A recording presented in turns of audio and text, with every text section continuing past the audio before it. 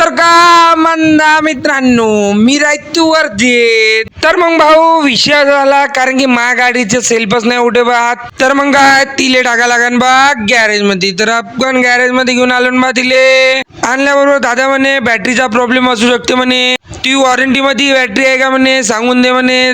तर तसंच लावला फोन पप्पाले. पप्पा म्हणे घरी आहे म्हणे, कार्ड घरकन घेऊन जा म्हणे. तसंच घेतलं बा कार्ड घरून आणि रपकन निघालो. मग रपकन टाकली बा बॅटरी दुरुस्त करायले. मग घरी आल्यावर कपडे गेले चेंज आणि मला जायचं होतं बा डीमार्ट मध्ये. मला काही सामान घ्यायचं होतं बा. तर रपकन आपण पोहोचलो बा डीमार्ट मध्ये. आणि डीमार्ट मध्ये पोहोचल्याबरोबर रपकन आम्ही घुसलो अंदर.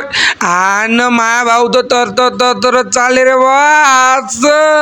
अंदर तर गेलो फक्त थंडी हवा खायसाठी आणि घेतलं काही नाही बा. तसंच निघालो आम्ही.